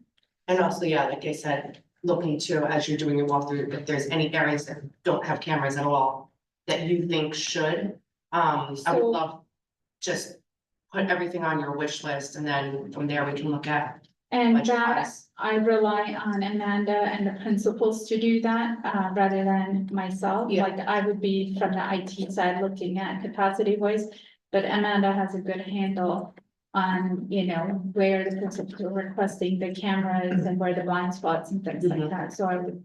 Thank look you to her for your work. I, the 2 years have been asking for that, so I appreciate it. Thank you. Thank you, Ms. Joy. Now turn it over to our Executive Director for Curriculum Instruction, Dr. Rower. Good evening and happy new year to everyone. I feel as though we're actually been back for several weeks. There's been a lot going on. I will remind you, I can't remember if I did bring this up at the last December meeting, but I did have an opportunity along with Paula Sorrells, who is one of our science teachers at the high school, to attend a BOCES showcase on universal screeners. And we've had a conversation this past year, especially since we brought in the new ELA program, that is perhaps time to abandon iReady, which has been our universal screener for more than 10 years, and potentially look at NWEA, which is more closely aligned to the ELA program we're using. Those programs talk to each other, would save teachers a couple of steps in their progress monitoring. Paula and I had lunch while we were there and chatted briefly that she also felt that it would be a good fit for us. I did ask Benita to get us a quote from Southern Westchester BOCES, and we'll see what that looks like and have further conversations with the teaching staff. We also, I want to thank the elementary PTA once again for inviting me to briefly review the report card updates that are in place for elementary. Those report cards will be going home to families in the beginning of February this year. Not a lot of changes, but I would say that more detail will be provided to families in both the ELA and the math category. We tried to keep the format as similar from one grade to another. So if you have a first grader and a fourth grader, it looks the same when you open that up to view it, which is helpful. I will be posting those to the curriculum website along with a parent guide for folks who were not able to join us, and for folks that come into the district at another point in time, just as reminders why we did what we did and how that should be looked at. Of course, as I said that evening, your teacher is always your first point of contact. So when you do receive it, if you have any questions, they are your go-to folks. And they certainly will be able to explain to you what those items are. We have our PD committee meeting district-wide on Thursday at Furnace Woods from 2:30 to 4 o'clock. If you're on that committee, I look forward to seeing you there. We are hosting on Friday our first visit from the New York State Office of Early Learning, who will be with us visiting all of our UPK classrooms, those at Rising Star and both BB and Furnace Woods. So we haven't had this done before. It's part of the expansion grant. There is a huge quality assurance protocol that we are working on complying with, both the district and both collaborators. It's been an interesting process, and I look forward to meeting our representative on Friday and having her give us feedback on the program. Mike, do you want to jump in? No, I was just getting ready to talk to the mic when you were done. Okay. Wasn't gonna interrupt. Okay. We are getting to that time of year, so we're starting now to look forward to 25-26, and that means we need to get a calendar committee going. So we have started to gather 25-26 calendars from our local partners. We start always with BOCES, and I gave a draft earlier today to Mike to look at. We'll look at it administratively, and then we'll pull the calendar committee. And that means that representation from all of the units will come together to look at what the next school year would look like. What else do we have here? I had the pleasure of attending a BOCES presentation from NYSID on Tuesday, along with Janine Rizzoli, who is our elementary ELA coach. The presentation was reviewing an ELA assessment tool. The district will be required every fall to provide an attestation that our ELA program aligns with science of reading. There's a whole series of checkpoints that we will go through. And some of that, by the way, will also be used for walkthrough purposes with our building principals. So that was an interesting day. And lastly, again, looking forward to next year, we are getting ready to open kindergarten registration. So that process will begin on January 16th. Known families will start to receive letters from both Mr. Cohen and Dr. Kramer, probably the end of this week, the beginning of next. Benita kindly worked on getting the portal ready for us. So we are looking forward to that process, and we are also looking forward to opening up the UPK enrollment process, which will start on January 21st. So we are giving our two collaborators who are eager to continue with us, and we have no reason not to continue with them, an opportunity to update some of their information for next year so that parents can look at those two opportunities and make decisions about where they feel their child would be best served. And then that registration process will begin on the 21st of January. So you'll hear me. I will try every week every board meeting to remind folks to please register their children so that we can get a handle on what we're looking for in terms of enrollment and sections. Okay. Thank you very much. Thank you, Dr. Roller. Not to put you on the spot, if my child is enrolled in UPK, is there an automatic rollover into registering me for kindergarten? Yes, so if your child is at BV, Furnace Woods, or even at Rising Star, they are in our Infinite Campus system, and they will automatically roll forward as a kindergarten student. in the district, unless you decide not to do that, which in which case, please let us know. But if you have any questions about that process, I would love to chat with you. You can certainly call me at the district office, or you can speak with Debbie Marriott, who's our registrar and has taken your information prior. But we are looking forward to welcoming our newest little ones. Thank you, Dr. Rowan. And now I'll ask our Acting Director of People Personnel Services, Mr. Chris Moreno, to provide an update on People Personnel Services. Thank you. Happy New Year, everybody. CSE season is approaching very quickly, so the office is working on scheduling and sending out invites for all of the annual reviews. In addition to that, PPS has hosted several focus groups and conversations with various stakeholder groups throughout the district to assess the ongoing needs in the special education population. So we've been meeting with teachers, related service providers, administrators, and parents most recently to assess the needs in the district and make sure that we are providing the best possible opportunities for all of our students. And I just want to thank everyone who's taking part in those and encourage if there's anybody else who'd like to either formally or informally take part in those conversations to reach out to our department and we'll set those up. So thank you. Thank you, Chris. And so President Mills, at this time, you had superintendent's update, the cabinet update, and I'll turn it back over to you. Hey, it is now time for our policy.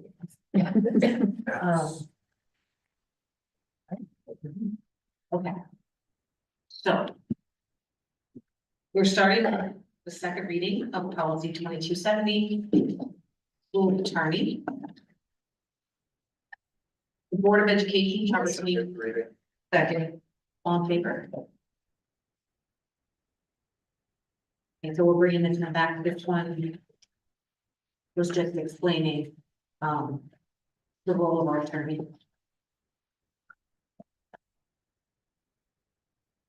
Do anyone have any questions?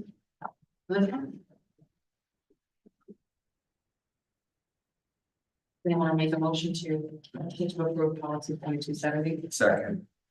All in favor? Next one is second reading revision, policy 2330, executive session. The Board of Education. Motion we agree. Second. All in favor? This was updating the wording of the executive session. We do an executive session, bringing it up to date and. Motion to approve policy 2330. All in favor? Okay, this is the first reading. A revision to policy 4311.1, display of the flag. The Board of Education believes that the flag of the United States is the symbol of the values of our nation. The reading of policy 4311.1. Second. All in favor? So this one is required and it's being updated with the legal rules, basically the reference.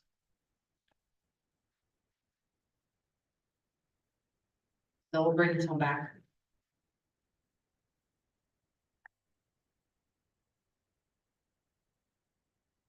Okay, this is first reading.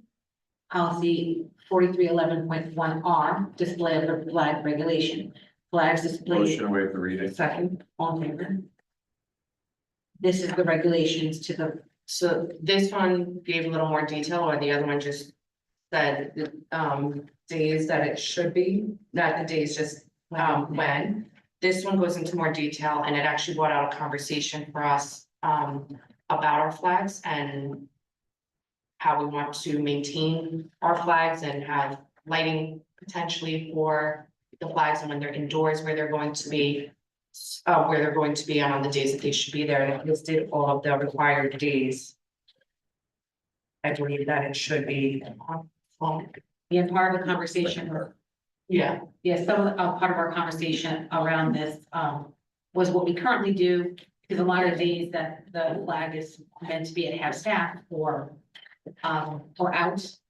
We are not, our village is not open, right? So we had to sort of make sure that we had a solution to make sure that we have a flag. For example, like Thanksgiving Day and Christmas Day, we were saying, would it be feasible always to have somebody who could come and fly the flag? So we were talking about solutions to that in terms of, like we said, having It must be, yes, it must be the district office indoors, indoors lighted. and then having it lit. So that might be something that we'll have to put into our, but that'll be something that we'll have to put into our budget to make sure that we are legally following the guidelines that are there. Because you have 5 buildings and a district office, right, and the transportation department, you have to have someone come. The flag, I think every day, the flag goes up and the flag comes down, it's properly folded and stored. So obviously there's no one present, so we promised, we kind of, we had to make sure that there was a solution to that, so I think we have that.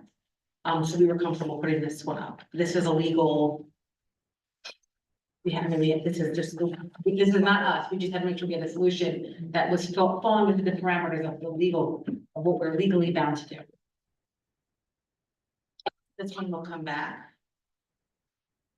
The next one is, the second reading, revision to policy 4321.4, independent educational evaluations. The Board of Education, Motion to waive. second, all in favor? Can I just ask a question about? Can a parent choose to get an independent evaluator not included on the district's list? And be reimbursed for the amount of the evaluator that's listed on the district's list? So just to clarify, before I turn over to Chris, the question is if there is a need for an independent evaluation established by the district and the family, can the family choose the independent evaluator and be reimbursed? Right.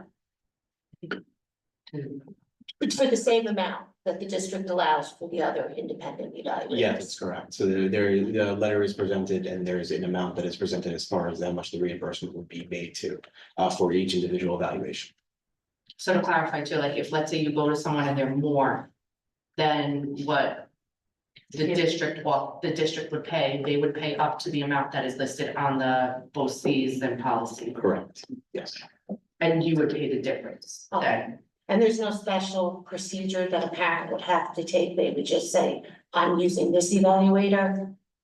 So the procedure would be, there would be a request or a notification to PPS, and then a letter would be sent by PPS informing that we can use an independent evaluator, that we would go through BOCES, or if you so choose, you can direct that you're going to utilize a different evaluator, and the reimbursement amount will be listed on that letter. Okay, thank you. Thank you, Chris. So this was the second reading. Motion to approve policy 4321.4. All in favor? Okay. The next one is second reading, revision policy 4321.8, impartial hearing officer appointment and compensation. Board of Education. will Motion to appoint- waive the reading. Second, all in favor? Does anyone have any questions about this? No. This one we went through last, yeah, we went through this one in detail the last time. Okay, Motion to approve 4321.8. all in favor? Second reading to retire policy 4420, class size. In order to provide Motion appropriate. to waive the reading. Second, all in favor? We had a lengthy discussion about this the last time. Does anyone have anything new to bring to the table on it? We do like a summary as the learning. Oh, yes, so we did, yes, we talked about, the fact that it's in, yeah, you weren't here, so it was in the teacher's contract. And that supersedes policy, anyway, so we just, one, thought it was redundant. And two, after doing our research within policy, we discovered no other district was using this. And in fact, the contract also has beside elementary, has all the stipulations for all of the schools. If I answered everything correctly. And the numbers are the same, all right, so the numbers that not policy are again, That was my next. Yes, There's actually a threshold mentioned in the contract that was actually higher than the policy established. okay, so motion to retire policy 4420. Second. all in favor? Second reading policy 6900, sale and disposal of surplus district equipment, books, materials and supplies. Building administrators. Motion to waive the. Second, on favor. So this one we also had a lengthy discussion on last time, and it really just, it was like, it's me. Just on how the procedure for the district on disposing of textbooks and things that the district purchases, non-consumable items that the district purchases, and how we dispose of them properly at the end of each school year. Any more questions on this? Motion to approve policy 6900. Second, all in favor? Last, how was it tonight? Almost, second reading, policy 6900E, textbooks disposal form. Can you read all the words on this one? Textbooks disposal form, school name, teacher. Motion to waive the reading. Second, all in favor. I was waiting for you to read. Fox. Motion to approve, code policy 6900E. All in favor?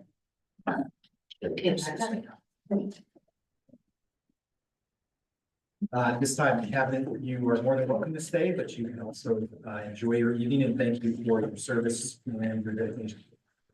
Thank you. Thank you. Bill. I would. Leader goes first.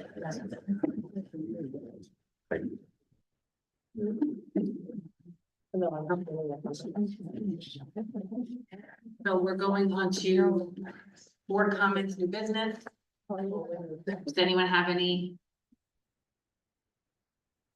New business? New business? So, Amelia and I do, so it's for everyone, just a discussion around what our first thought exchange might be.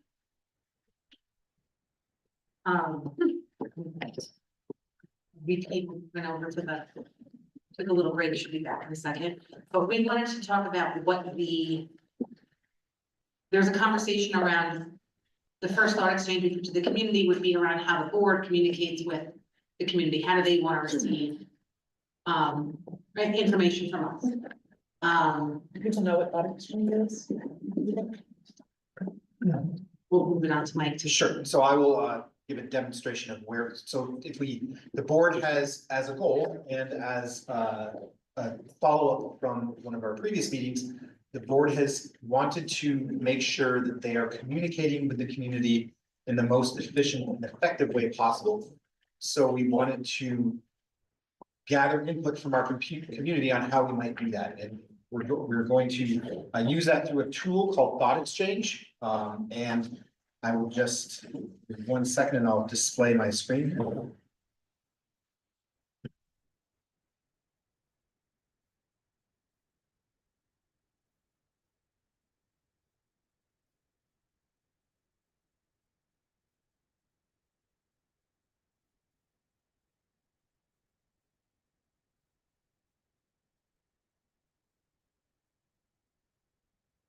So Thought Exchange, rather than a typical survey, has one prompt for respondents to respond to.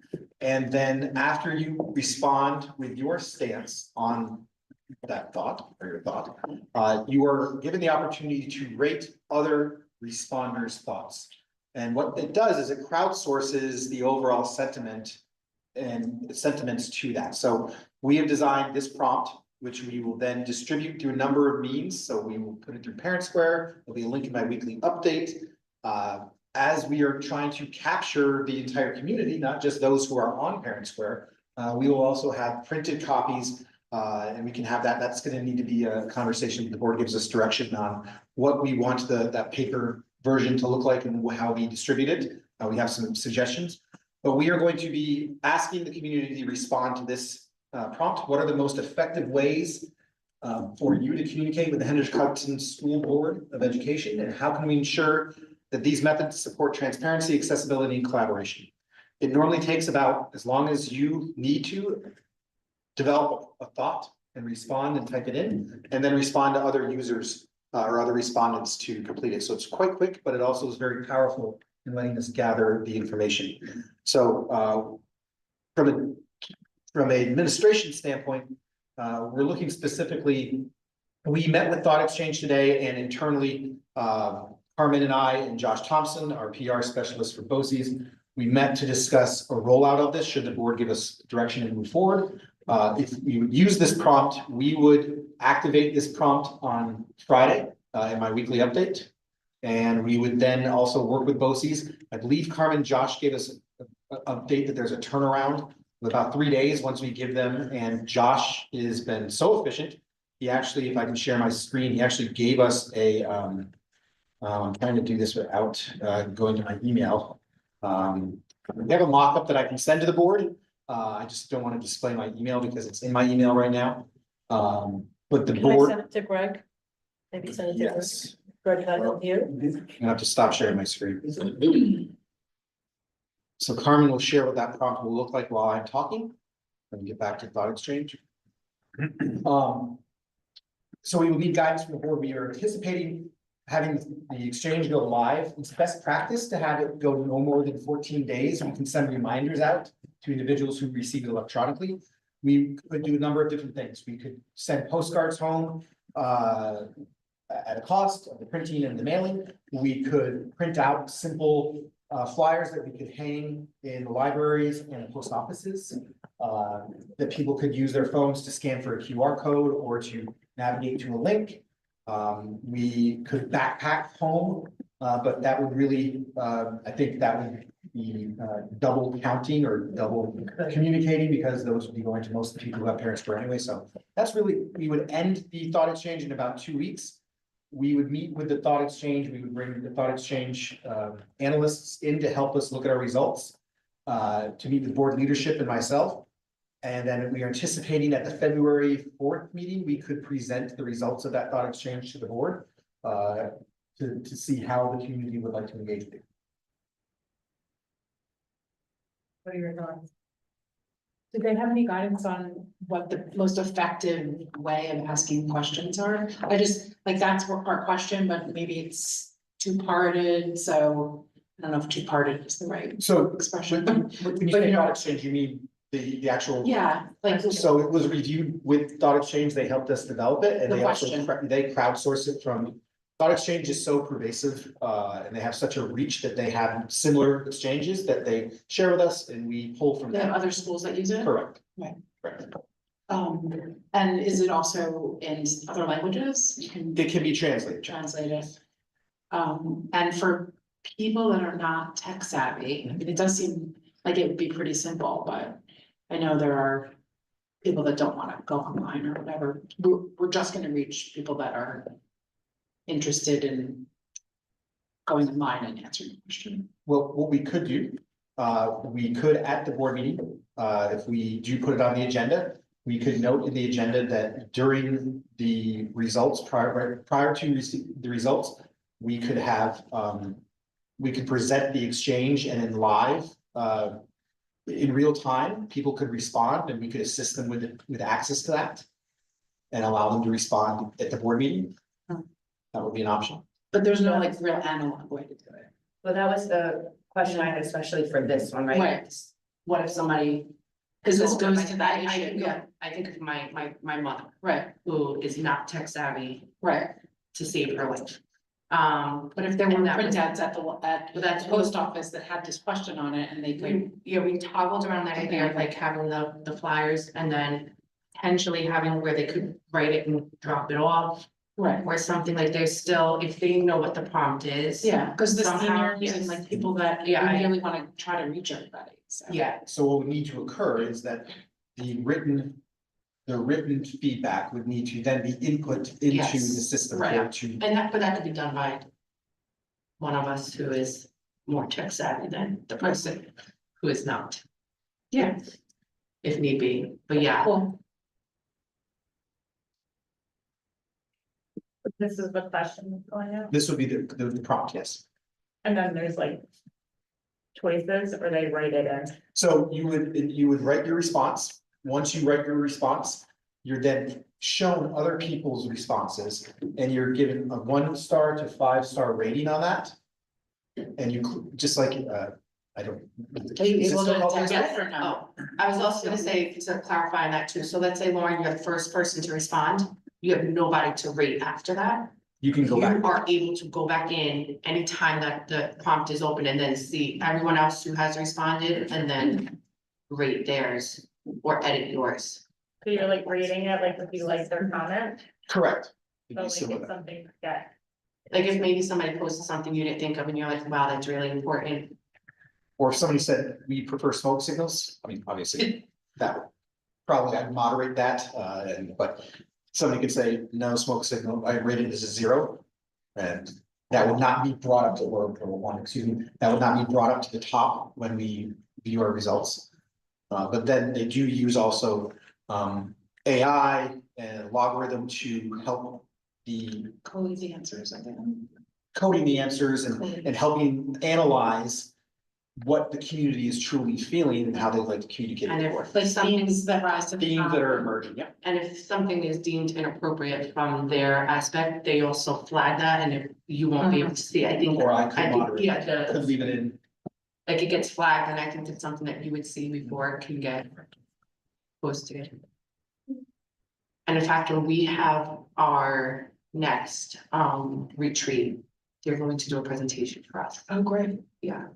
Do we think that this is better than sending out a simple, like Lauren was saying, oh, then you pick like, you know, 4 things that, you know, do you want to receive a paper newsletter from us, or do you want us to have the town hall where you can come and ask questions? This is, I mean, obviously, this is asking people to take one more step and come up with something. Mhm. Like, I know we all get these surveys and then it's like, what else would you like to share with us? And I'm like, skip, because I don't have time, or.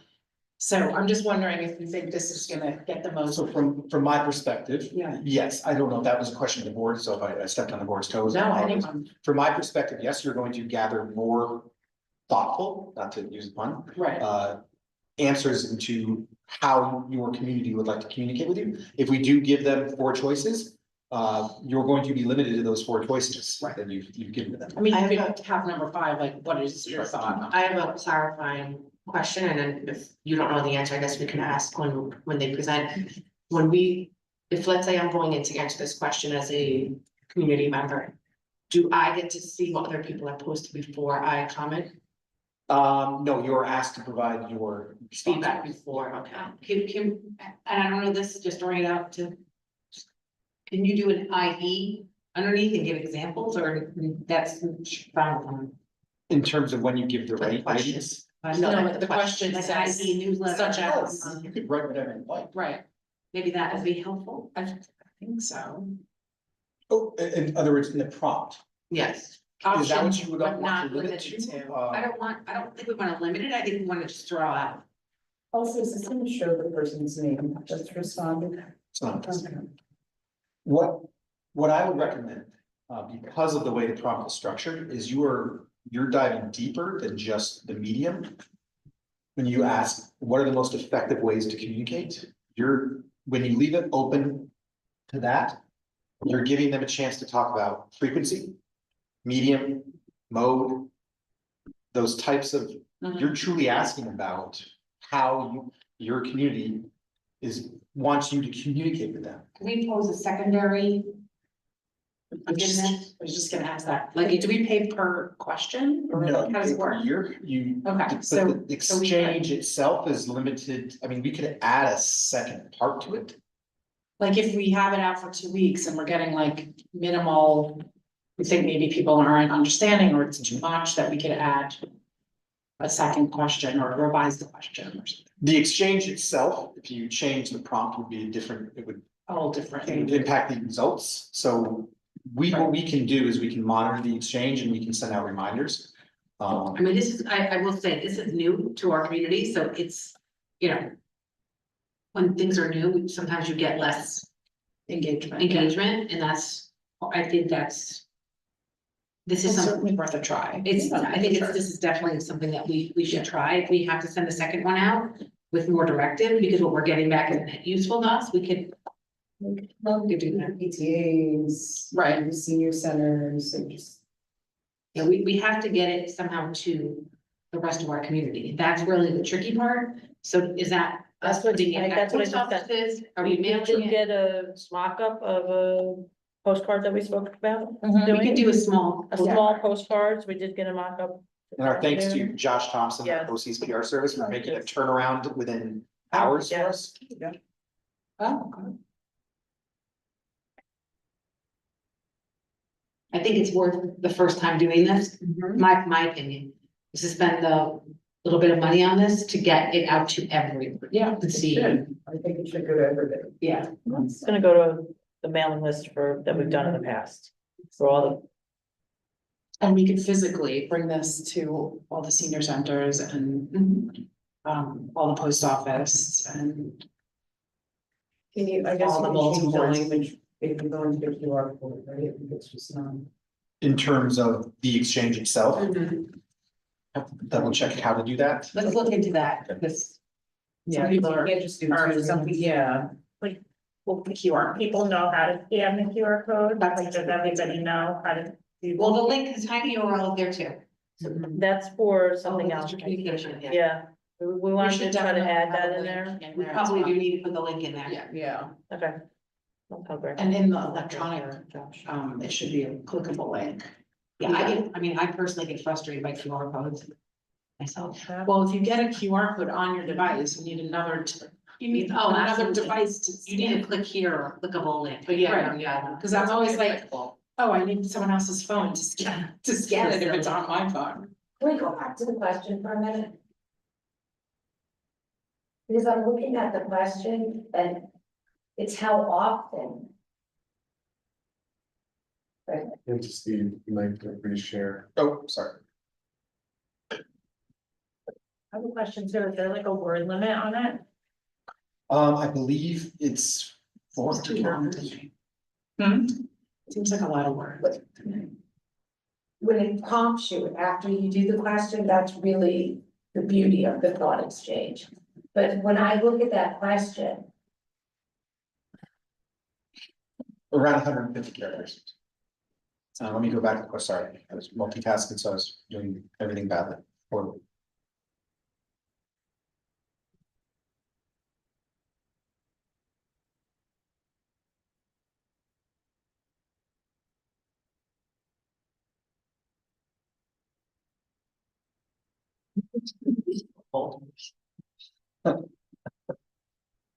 so it's like, what are the most effective ways?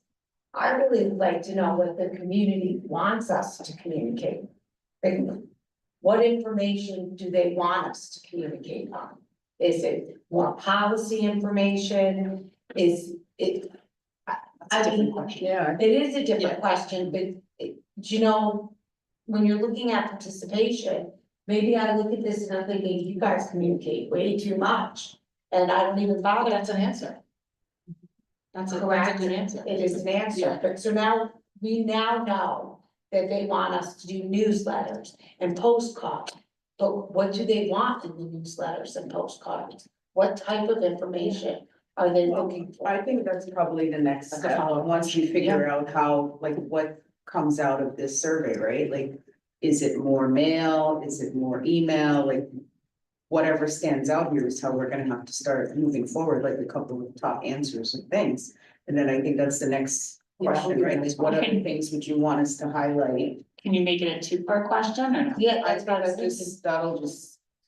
that'll really make Already me is not a even two-part respond to the first question. Oh, I think that could be like our second part, once we get, that's just my. I mean, I don't even know that you need that second part of it. So what if I you mean, do that's the this and you goal. only get 20 responses?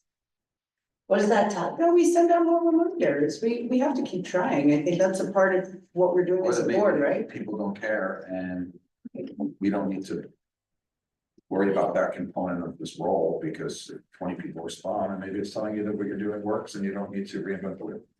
We could always reopen the exchange as well too, do a different approach Oh, to. that really generally, you summed up what I was actually thinking. Thank you. I don't think that people don't care. I just think. No, I didn't say. No, I know what you're saying. You're like, if they're not responding, then they're like, maybe it is, maybe, right? But I think we can't, as a board, just say, hey, only 20 people responded, so then we don't need to do these things. I think That's a could be part 20 of trying helpful to pull responses. people to engage in what we're doing is to give them the opportunities, right? We can only do so much. We can create the opportunities. If people choose not to take it, they can't say we didn't try, right? But that's a part of our goal, is to communicate more with the community and do more of an outreach. So it's a part of the process, I think. If they don't respond, then they don't respond, but You might get 2,000 responses. yeah, you never know. And I think because people don't have to put their names on it, maybe you'll get a lot more people that will participate. But I also think, are we asked, like, that question asks the reader, how we'd like them to communicate. Aren't we asking them how they'd like us to communicate with them? Yeah, that is true. Ways for you to communicate, oh, I wanna email you, or I wanna. But I feel like maybe it needs to be the other For way. us, yeah, for us to communicate with you. Right. When are we planning on? What is your Posting preferred this? preference for communication Friday. with the board? Yeah, but That's it. I That's like this because, you know, sometimes we think that people won't email us because they're afraid or they don't wanna put their name to something. Maybe there's a form of communication we haven't thought about for them to reach out. You know, maybe they're too busy to come to a board meeting because they have family obligations. Yeah, but I think. But Cory's again, that's a right. different Well, question. yeah, we want them, we wanna be able to communicate with them, right? So what's the best thing we can do to help reach them and engage them? I think that's the first question, right? So then after that, it could be, hey, would you prefer, you know, again, next question, what do we wanna get from there? So we're feeling that the way the question is phrased, the prompt is phrased is that when the word communicate is a one-way street because of the you in front of it. Where we are individuals responding to it may just look at it and say, oh, they're asking how I reach out to them, Right. rather than reading communication as a two-way. Correct. Why don't you just put the word engage, like she said, or the most Or you effective can put ways to, what are your preferred ways to engage? You know, what's the most Or what are the most effective ways effective Well, I think forms the of question for us to communication effectively with? communicate? But is that the question you want, or is the question on how do you want to receive communications from the board? That's really the only question, because, So true, no. yeah, it's like, how do you want to receive I think we communication? keep it as simple as that, I mean, it's. The question, like, as we talk about it, we're asking repeated, well, not repeated, like, the topic that seems to keep coming up is, how do they want us to send it? Is it through email? Is it through this or that? So why don't we just say, how do you want to receive communication? So is that what we're asking, or how, Is that the goal? of the question? yeah, or is it to like engage with them? Or just for them to get information Just for from them us? to get information. Like Like, what's the I think message? it's supposed to be about gathering or getting information from The us. question is, how can we disseminate the information that we want from the work that we're doing to make it possible for them to receive it, so that it's not only through some meetings that is going to miss people that are expecting some form of communication differently than we give them. What is the most effective way for the board to communicate or highlight anything that we, I mean, that's. Or what is your preferred Form of communication communication. you would like to receive from the board? Or, you know, Yeah, like that. Fax, email. phone call. Don't That's give- like don't always give- the option. I'm like, don't give options. How's this? What are the most effective ways the Hendrick Hudson Central School District Board of Education communicate with you? And how can we ensure those methods support transparency, accessibility, and collaboration?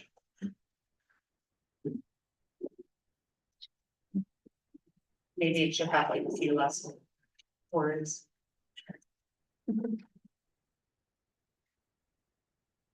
What are the most effective ways the Hendrick Hudson Central School District Board of Education can communicate? Yeah, You know? good. Yeah, done. Ding, ding. I was like, I don't have my glasses. Yes. I can't see the words. That's just what we want to ask, so we just keep it simple. It's simple, yeah. Is that what we want? That's all we want. We wanna ask a lot of things, and this is what we're starting with. We're testing out the thought exchange as a method of. The next one I think is gonna be focused on budget. Yeah. And we're gonna use that a little bit differently. We're gonna use that. Oh. What's next on the agenda? Well, Yeah, so this is a just, good trial. so going forward, we will do a postcard. Hit all the ones on the existing mailing list with a couple extra to deliver. This will be in my weekly update. And we will remind people a week out. Thank you, board. That was fun. I'll stop sharing, so. Okay, does anyone have any committee reports? I don't think we've had any to be. Yes, and anything from the PTAs to report, or anything? Okay. No, I mean, we had elementary met Monday, but the highlight was Margaret, and she talked about that. Perfect. The middle school's doing a raffle for parking spots at the, for the upcoming chorus / advanced art show next week. Yeah. So 6 to 8. if you want a good spot, right? How do you get a raffle? Um, Spot ticket? reach out Option to, ticket. What if we win and we're not going? yes. And I'll See take your see the parking Blue lot. Mountain Middle School Facebook page for more information. They're also selling bags. I saw that They're today. selling bags. Yeah, they have very cute little tote bags with our logo. Oh, if we're gonna talk about what's selling, fifth grade committee is also selling hen hud blankets on there. Well, Yeah. I'm sorry, I'll give you next year when you have a Shokin on your I plate. know. I'm What about sorry, your kickball thing? yes, I'm sorry I did not mention this in my update. Yeah. Oh, yeah. But He's always coming. please come out and support our elementary PTA's fifth grade parent committee kickball tournament. I will be, You can't, but you have to go online and purchase spectator tickets for $5 a pop. We want to. I was strictly coaching about it. Where do we go online for that? There's a It link. is a on, cheddar up, yeah. like, for the fifth grade committee. I was strictly focusing on the fact that Mr. Riley and I will be coaching the nautical knockers. Oh. Yes, you're gonna have Zoe. We need a Yes, I stock saw. exchange to see if people like to buy tickets for these events online. Is that consensus of the board? Making our way the cheddar. Oh. I Breakfast think with frosting, that there just are wanted to some get to that. London, New York kits that may, would take you. Oh, Reese's with. Hope is a beautiful thing. a little trash talking going on Never here. want to, you never want to diminish the hope of those who can try.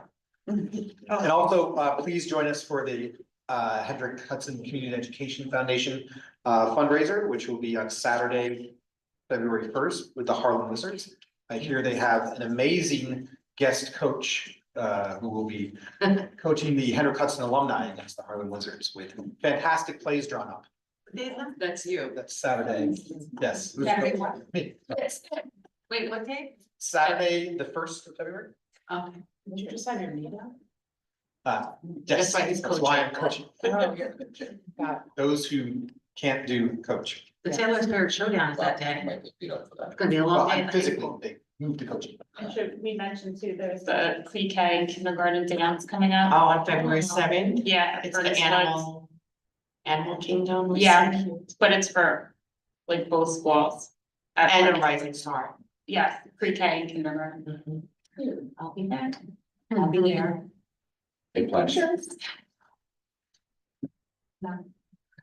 Alrighty. Motion to close meeting. A second. All in favor?